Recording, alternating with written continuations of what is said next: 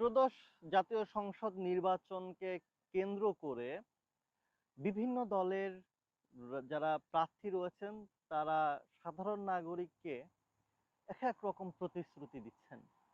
মানে সেই প্রতিশ্রুতি এমন লেভেলে গেছে, সেটা রীতিমতন হাস্যকর, সেটা রীতিমতন এটাকে বলতে পারি যে নাগরিকদের সাথে প্রতারণা করা। এবং সেই সাথে আমার কাছে মনে হয় যে এটা একদিকে অদূরদর্শিতারও আপনি একটা কারণ বলতে পারেন। বিএনপি বলছে যে তারা কৃষক কার্ড দিবে, তারা নাগরিকদের ফ্যামিলি কার্ড দেবে। হুম। তো আইডিয়াটা ভালো, খুবই ভালো। তারেক জিয়া এই আইডিয়া নিয়ে আসছেন। এখন তারেক জিয়ার থেকেও এক কাটে সরেস তার তার হচ্ছে আপনার নেতাকর্মীরা। তার নেতাকর্মীরা তার থেকেও আলট্রা প্রো ম্যাক্স লেভেলের। গতকালকে একটা ভিডিও দেখলাম যে এই ফ্যামিলি কার্ডটা এটিএম এ ঢুকাবেন আর টাকা বের হবে। মানে চিন্তা করেন। জামাতে ইসলাম তারা তো তাদের কিছু কিছু নেতাকর্মী তো বলছে যে জামাতকে ভোট দেওয়া, দাঁড়িপাল্লা ভোট দেওয়া হচ্ছে ইমানি দায়িত্ব, এবং ভোট দিলে আপনি সরাসরি জান্নাতে চলে যাবেন। তো এই যে বলছেন তো আপনারা, এটা তো বিএনপির কোনো নেতা কিন্তু গিয়ে জামাতের কোনো প্রোগ্রামে গিয়ে তো আর বলছে না যে জামাতকে ভোট দিলে বা দাঁড়িপাল্লাকে ভোট দিলে আপনি নিঃসন্দেহে জান্নাতে চলে যাবেন। বিএনপির কিছু কিছু নেতাও বলছেন, কিন্তু আপনার কাছে মনে হয় না যে রাজনৈতিক দল থেকে এই ধরনের ইস্তেহার দেওয়া, এই ধরনের প্রতিশ্রুতি দেওয়া, এটা রীতিমতন প্রতারণা করা নাগরিকদের সাথে? আলটিমেটলি আপনি এই ধরনের সুযোগ সুবিধা উন্নত দেশে দিয়ে থাকে। আমি যদি বিএনপির এই যে এখন তাদের হচ্ছে ফ্যামিলি কার্ড, কেউ বলছে চান্দা কার্ড, কেউ বলছে কৃষক কার্ড, হ্যাঁ, আবার সবার ঘরে ঘরে চাকরি দিবে। সবার ঘরে ঘরে চাকরি দেওয়া কি আসলেই সম্ভব বাংলাদেশের প্রেক্ষাপটে? এই যে আপনি কার্ডের কথা বলছেন, যে ফ্যামিলি কার্ড, ভিজিএফ কার্ড তো আগে থেকেই ছিল, বয়স্ক ভাতা তো আগে থেকেই ছিল আর কি, তাই না? নতুনত্ব কোথায়? আচ্ছা ঠিক আছে, নতুনত্ব আপনি কার্ডের বিনিময়ে দিবেন, এই হচ্ছে নতুনত্ব। নতুনত্ব এই কার্ডের বিনিময়ে আপনি যদি ফ্যামিলি কার্ড দেন, আপনি কৃষক কার্ড দেন, এই টাকাগুলো কোথায় থেকে আসবে? এটার সংস্থান কোথায় থেকে? কতজনকে দিবেন? কিভাবে দিবেন? আপনার নেতাকর্মীরা বলছে ফ্যামিলি কার্ড এটিএম বুথে ঢুকালে টাকা পাওয়া যাবে আসলে, হ্যাঁ? তো আমার কাছে মনে হয় যে এগুলো কমপ্লিটলি প্রতারণা একদম নাগরিকদের সাথে। জামাতও, আমার ধারণা জামাতেরও ভোট কমবে। যারা সচেতন মানুষ তারা বিরক্ত, তাদের নেতারা বলে বেড়াচ্ছে যে জান্নাতে চলে যাবেন আপনি দাঁড়িপাল্লায় ভোট দিলে। ঠিক তেমনি এই যে ফ্যামিলি কার্ডের কথা বলে যেভাবে এটিএম থেকে টাকা বের করার কথা বলা হচ্ছে, এটার জন্য বিএনপির ভোট কমবে। এবং এই ধরনের সুযোগ সুবিধা, এই ধরনের নাগরিক সুযোগ সুবিধা কোন কোন দেশে দেয় বা কিভাবে দেয়, এ সম্পর্কে কি বিএনপির সাধারণ যারা উচ্চ পর্যায়ের নেতারা আছেন তারা কি জানেন? সরকারের ইনকাম কই থেকে হয়? উন্নত দেশে যে, ধরেন অস্ট্রেলিয়ার কথা বলি, অস্ট্রেলিয়াতে চিকিৎসা সেবা পুরাটাই ফ্রি। কেন দিতে পারে জানেন? কারণ অস্ট্রেলিয়া 30 to 40% ট্যাক্স।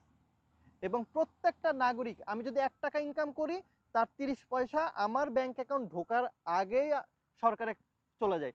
ট্যাক্স ফাঁকি দেওয়ার কোনো সুযোগ নেই। আর বাংলাদেশে তুমি যা ইনকাম করবা, চুরি চামারি করে ধরো 10 লাখ টাকা ইনকাম করলেও 4,000 টাকা তোমার ট্যাক্স। আর যে 1.5 লাখ টাকা ইনকাম করে, তার মানে যে 3 লাখ টাকা ইনকাম করে, তারও 4,000 টাকার ট্যাক্স, ন্যূনতম ট্যাক্স। তো যেই দেশে মানুষ ট্যাক্স দেয় না, যেই দেশের মানুষ কর ফাঁকি দেয়, আপনি সেই দেশে আসছেন ফ্যামিলি কার্ড বাস্তবায়ন করার জন্য? এক সরকার তো ঋণের পাহাড় বোঝা করে দিয়ে গেছে, আপনারা সামনে এসে কি দেশি বিক্রি করে দিবেন?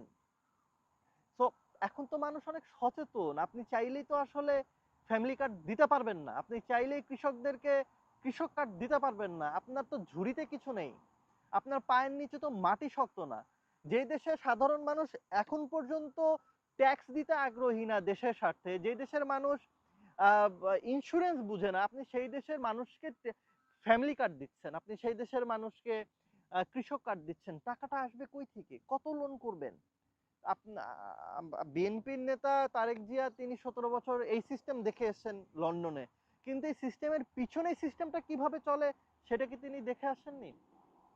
তিনি একবার মুখ দিয়ে বলে দিয়েছেন ফ্যামিলি কার্ড, আর প্রত্যেকটা জেলায় জেলায় প্রত্যেকটা নির্বাচন এলাকায় ফ্যামিলি কার্ড ডিজাইন করা কমপ্লিট, ফ্যামিলি কার্ড বিতরণ হচ্ছে, কোনো কোনো জায়গায় ফ্যামিলি কার্ড বিক্রি পর্যন্ত হচ্ছে। মানে চিন্তা করেন এক ভিডিওতে দেখলাম যে বাবা ফ্যামিলি কার্ড নাম করে তো অলরেডি একজন 1500 টাকা নিয়ে গেছে, যে নির্বাচন হইলেই নাকি আমি চাল পাবো, আমি হচ্ছে 7000 করে টাকা পাবো।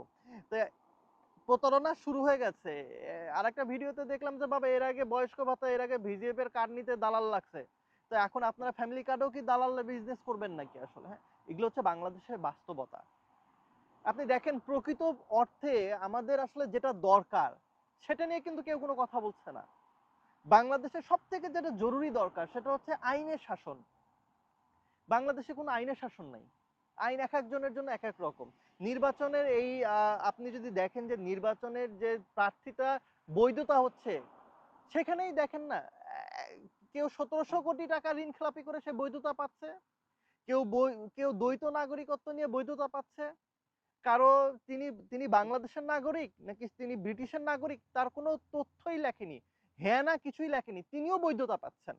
তাহলে তো বাংলাদেশে তো আইনের শাসন নাই, আইন সবার জন্য সমানও না। বাংলাদেশে তো সুশাসন এখনো প্রতিষ্ঠিত হয়নি, বাংলাদেশের জবাবদিহিতা বলে কিছু নেই। বাংলাদেশের রাষ্ট্রীয় কার্যে জনগণের যে মানে অংশগ্রহণ, সেখানে কিছু নেই। আমরা এগুলো নিয়ে কথা বলছি না। অথচ একটা রাষ্ট্র উন্নত হওয়ার জন্য, একটা রাষ্ট্রের সাধারণ মানুষদের নিরাপত্তা বাঁচার জন্য আইনের শাসন দরকার, সুশাসন দরকার, অংশগ্রহণ দরকার, জবাবদিহিতা দরকার। এগুলো নিয়ে কিন্তু কোনো দলই কথা বলছে না, কারণ জানে আইনের শাসন করলে তাদের চাঁদাবাজি বন্ধ হয়ে যাবে।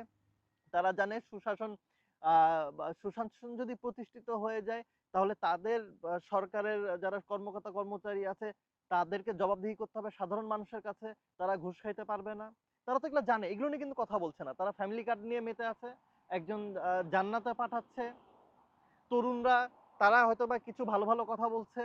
আপনি দেখেন, আমি এই যে মহিউদ্দিন রনি, ঢাকা 18 আসনের, আমি যদি ভুল না করে থাকি, তারেক জিয়া বলছে যে আই হ্যাভ এ প্ল্যান, তার মানে তার প্ল্যানে বাংলাদেশ হবে আসলে। হ্যাঁ, আর মহিউদ্দিন বলছে উই হ্যাভ এ প্ল্যান। হ্যাঁ, তার মানে আমাদের সবার একটা প্ল্যান হওয়া উচিত। আমার এই কথাটা কিন্তু খুব ভালো লেগেছে, যে না আসলে সবাই অংশগ্রহণ যে ব্যাপারটা, তো আই হ্যাভ এ প্ল্যান, আমি তো গোটা বাংলাদেশে প্ল্যান করতে পারি না, উই হ্যাভ এ প্ল্যান, সেটা কিন্তু চমৎকার কথা বলেছে আসলে। হ্যাঁ, ইভেন শুধু তাই না, আপনি দেখেন, আপনি আপনি এরকম বলতে পারতেন যে ঠিক আছে আমরা সরকার গঠন করলে বাংলাদেশের ক্যান্সার পেশেন্টদের চিকিৎসা আমরা ফ্রি করে দিব।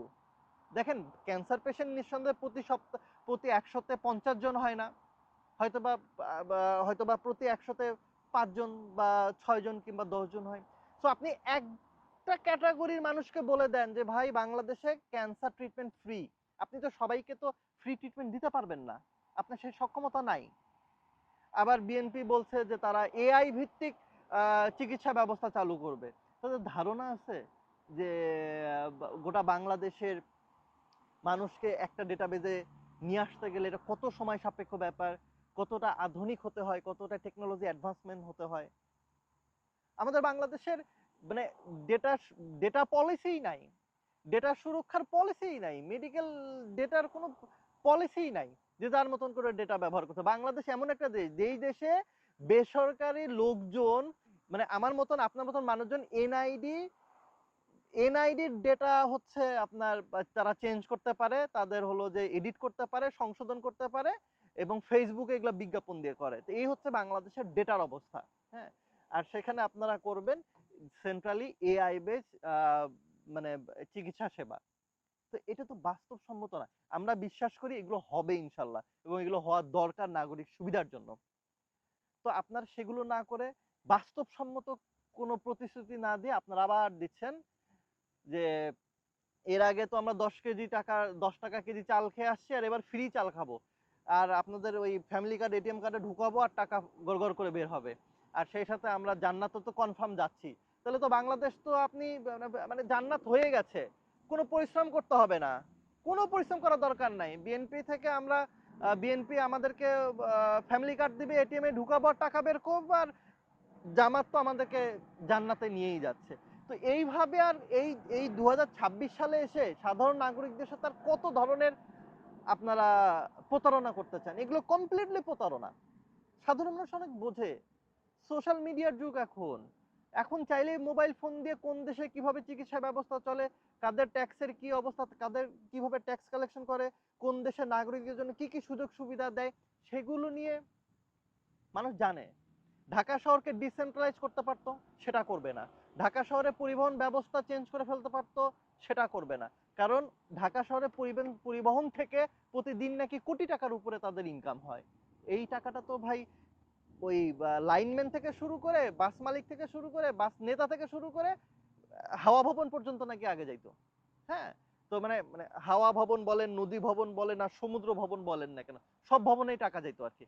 তো এই জায়গাগুলো তারা নষ্ট করতে চায় না। তার মানে দিন শেষে কি তারা আসলে নাগরিকদের কথা চিন্তা করে? আমার তো মনে হয় না আসলে। তো বাস্তবসম্মত ইস্তেহার দেন, বাস্তব যেটা করা সম্ভব সেটার কথা বলেন। একদম ঢাকঢোল পিটে রাজনৈতিকভাবে নাগরিকদের সাথে আর প্রতারণা করেন না। হ্যাঁ, এটা এটা আসলে একদল বুঝতে পারছে, সামনে যারা আসবেন আপনারাও বুঝবেন। আমার মনে হয় আপনারা আসলে সাধারণ মানুষের পালসই বুঝতে পারছেন না। তারপরও আমরা চাই পরিবর্তন হোক, পরিবর্তন আসুক। পরিবর্তন ছাড়া আসলে মানে বাংলাদেশের জন্য সাধারণ মানুষের মানে পরিবর্তন কেন দরকার জানেন? যেন বাংলাদেশের সাধারণ মানুষ এটলিস্ট স্বাভাবিক মৃত্যুর অধিকারটা রাখে। তো আমরা চাই বাংলাদেশের পরিবর্তন আসুক, পরিবর্তন হতে হবে। যুগের চাহিদা, মানুষকে নিরাপদে থাকতে হবে। একটা সুস্থ বাংলাদেশে সুস্থভাবে আমরা বসবাস করতে চাই। সাধারণত আমরা আম খেয়ে থাকি আমের মৌসুমে, সেটা হতে পারে মে থেকে আগস্ট মাস পর্যন্ত।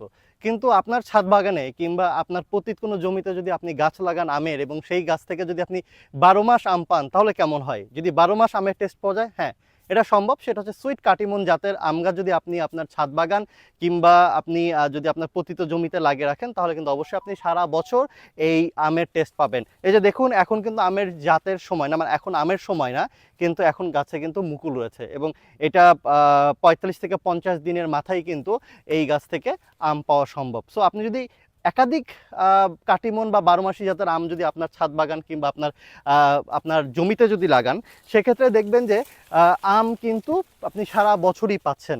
সো এই সুইট কাটিমন জাতের আম কিংবা 12 মাসি আমের গাছ আপনি যদি পেতে চান তাহলে অবশ্যই স্ক্রিনে দেখানো নাম্বারে কল করে অর্ডার করতে পারেন। দেশের যে কোনো প্রান্তে কুরিয়ারের মাধ্যমে এই গাছ আপনি হাতে পেয়ে যাবেন।